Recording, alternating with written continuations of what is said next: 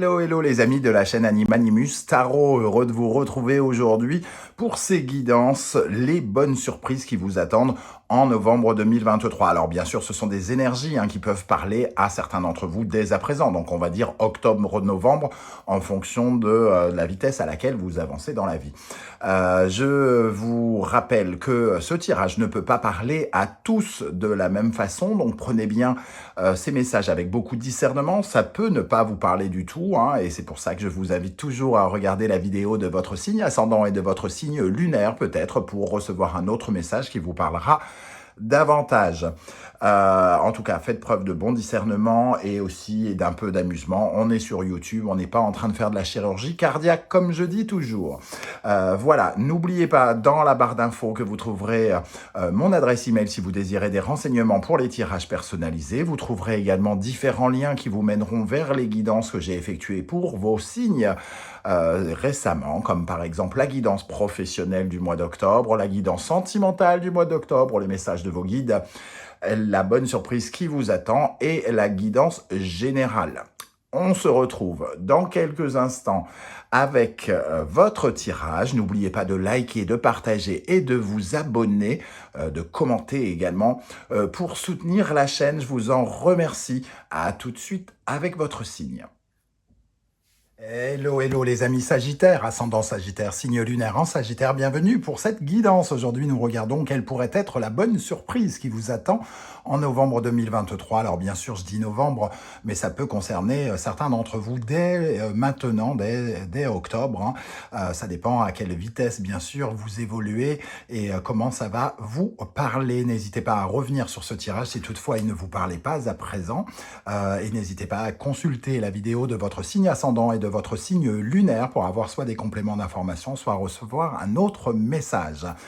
N'oubliez pas de liker, de partager et de vous abonner, de commenter pour me soutenir, c'est très important. On y va avec l'énergie de cette bonne surprise ici qui vous accompagnera, les amis Sagittaires. Pendant cette période, nous avons la roue de fortune et ici, en dos de deck, l'ermite. La roue de fortune nous parle de changement, elle nous parle de découverte. Ici, on voit que l'ermite découvre avec sagesse comment il est susceptible de modifier les choses. Ici, il y a une découverte qui peut modifier les choses. Cette découverte peut être liée avec le temps. Vous pouvez par exemple découvrir que le temps peut jouer en votre faveur plutôt que vous desservir par exemple. On sent ici quelque chose qui peut s'accélérer ici ou qui s'est accéléré dans votre vie et le besoin de revenir à une certaine forme de sagesse, de maturité où on ralentit les choses, on prend le temps de faire quelque chose parce que finalement on a beaucoup à y gagner. On sent, en tout cas, avec ces deux énergies qui nous parlent de découvertes importantes, au sens propre ou au sens figuré. Alors, on découvre quelque chose dans le concret ou on découvre quelque chose dans sa tête, une prise de conscience qui nous fait réfléchir différemment, qui nous ouvre les yeux, qui nous donne une vision différente et plus épanouie de la situation. Donc ça peut être cette bonne surprise-là, ou alors on découvre quelque chose d'important pendant ce mois qui va particulièrement modifier les choses, modifier une relation sentimentale, modifier votre perception d'une situation professionnelle ou familiale, etc. On sent en tout cas que ici, comme je vous disais, on a une énergie un peu d'accélération, ici de ralentissement. C'est un peu comme si en gagnant du temps, vous pouvez peut-être gagner du temps, entre guillemets.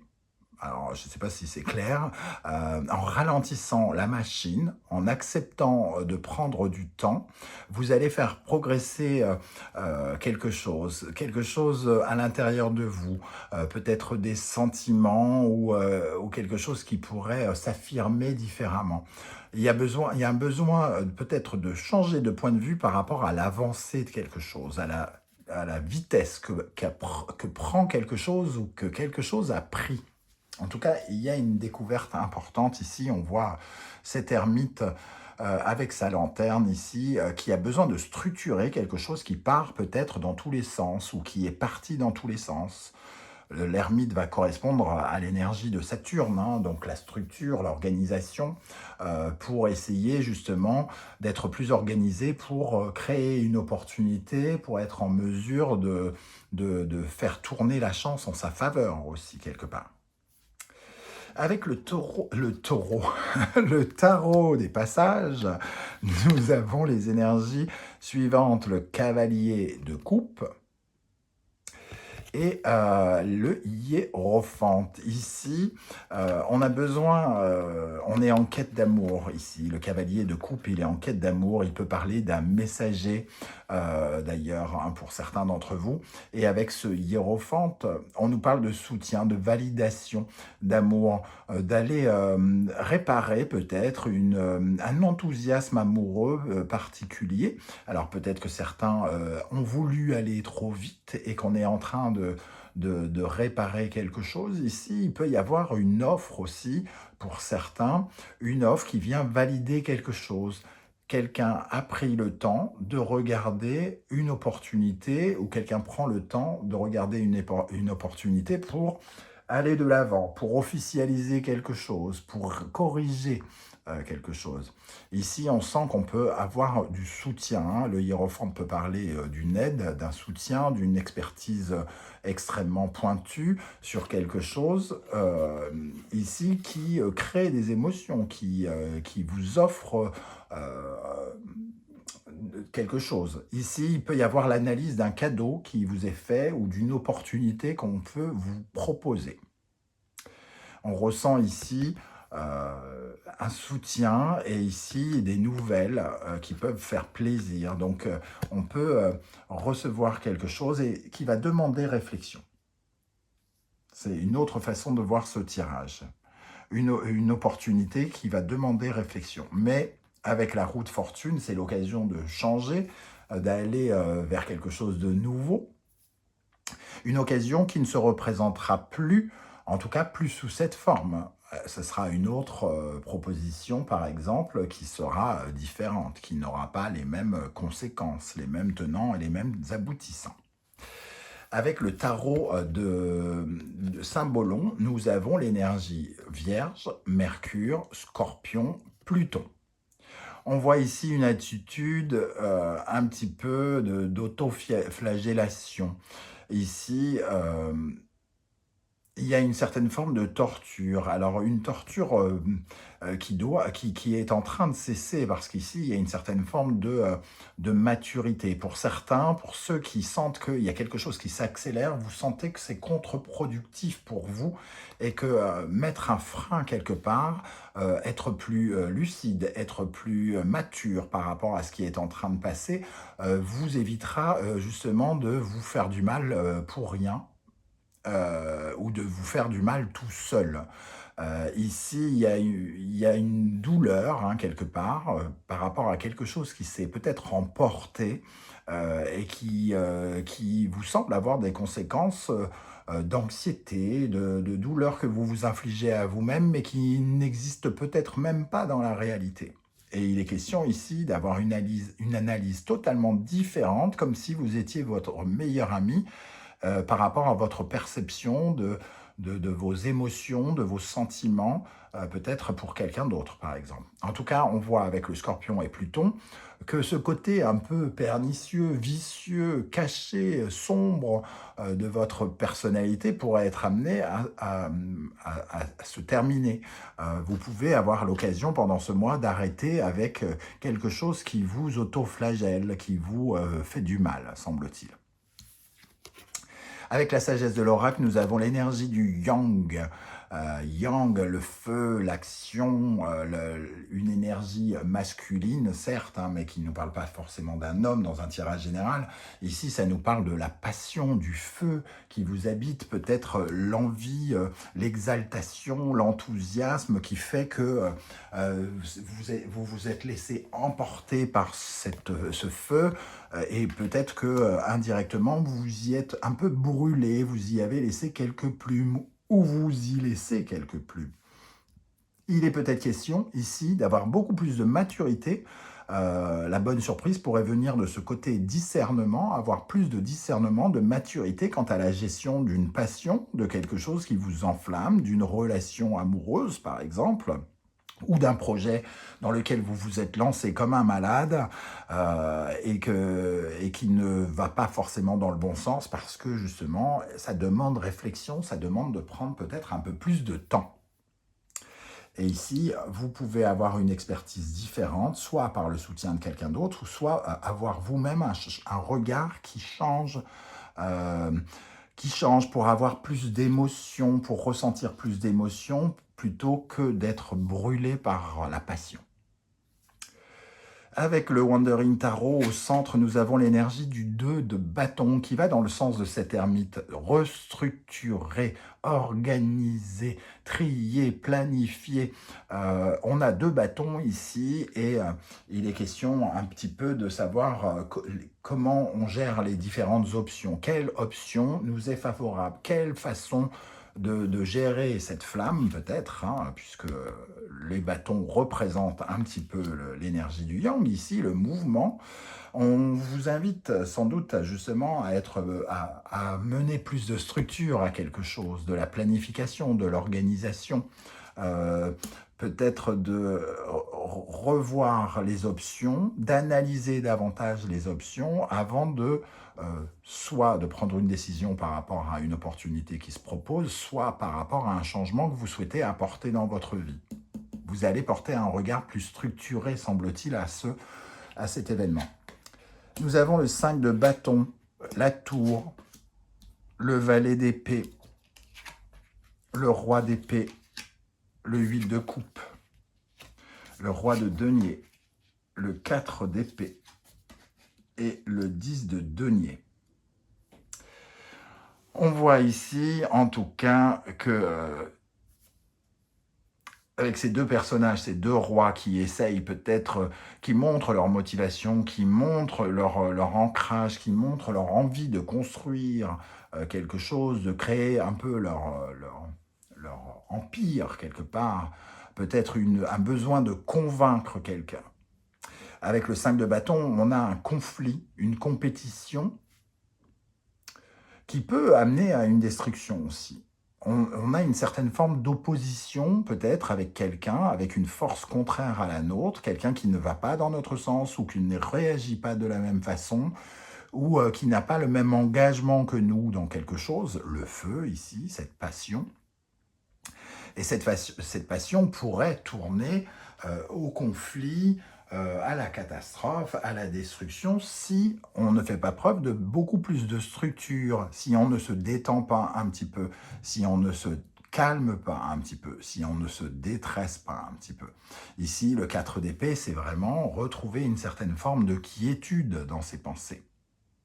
Là où on a très envie de construire quelque chose, voire d'imposer quelque chose, alors c'est vous qui voulez imposer quelque chose ou c'est quelqu'un qui veut vous opposer, on sent une énergie contraire qui peut se montrer destructrice. Et on voit ici que l'aspect discernement que peut avoir ce 4 d'épée, parce que quand on se repose, on a une façon de penser beaucoup plus détendue, apporte davantage de planification, de structure, qui vous permettent de changer votre façon émotionnelle d'être. Et si vous sentez qu'il y a quelque chose à revoir, le valet d'épée nous parle d'une nouvelle façon de regarder, d'une nouvelle preuve de maturité, d'une nouvelle façon de penser, qui peut aussi permettre de changer votre façon de ressentir à l'intérieur de vous les choses et de revaloriser quelque chose. Un petit peu comme si vous vouliez absolument construire quelque chose, un peu de force, alors que c'est un autre regard et une autre façon de sentir ces énergies intérieures et ces émotions qui vont vous permettre d'enrichir quelque chose et de solidifier quelque chose. Ici, on a le 10 de denier. Donc, il y a quand même une certaine forme de réussite dans la construction, dans la valorisation de quelque chose. Ok, je ne sais pas du tout comment ça va vous parler de façon très très différente. N'oubliez pas que je que le message ne peut pas concerner tous les Sagittaires qui vont regarder cette vidéo, j'en suis bien désolé, mais c'est un tirage général, bien évidemment. Si vous souhaitez me consulter ou demander des renseignements, vous le savez, vous pouvez trouver mon adresse email sous la barre dans la barre d'infos, n'hésitez pas. Alors, on va rajouter ici des énergies sur le 5 de bâton et la tour, justement, pour les Sagittaires. Moi, ça me parle un peu de prendre un risque, de prendre un risque qui pourrait se retourner contre nous, quelque part. Qu'est-ce qu'on a sur le 5 de bâton et la tour pour les Sagittaires? C'est une énergie qui pourrait nous faire prendre de la distance. Quelqu'un qui pourrait prendre ses distances si on va trop vite, par exemple. Prendre ses distances par rapport à l'amour, par rapport au sentiment amoureux. Peut-être qu'il est favorable aussi pour vous de prendre une certaine distance par rapport à votre façon d'aimer, votre façon enflammée d'aimer. Ça ne veut pas dire d'arrêter d'aimer, mais ça veut peut-être dire de canaliser cette flamme ici, de restructurer quelque chose, d'aller plus doucement, quelque part.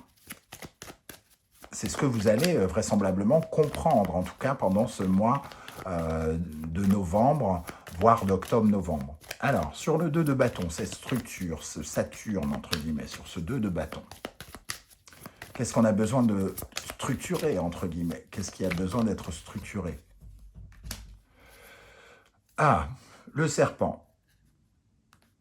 Il y a besoin peut-être, justement, de se structurer pour ne pas être son propre ennemi, quelque part, et ne pas gâcher sa chance, de ne pas être un poison, ou de ne pas être son poison, quelque part. Il y a quelque chose qui vous empoisonne dans l'acte de vouloir aller trop vite.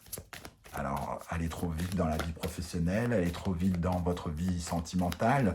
Je ne sais pas comment ça vous parle, mais ici, on voit avec l'énergie de la femme qu'il faut être davantage dans la communication, dans l'échange, le partage, une certaine forme de douceur, là où peut-être le serpent apporte un côté poison, un côté intoxiqué, entre guillemets.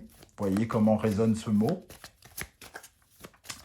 Et on voit avec le valet d'épée, qu'est-ce que va changer ce valet d'épée, justement?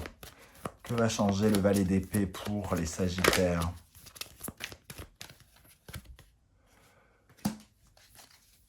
Il va créer une réorientation quelque part, ce valet d'épée. Une façon différente de réfléchir qui permet de prendre une direction différente.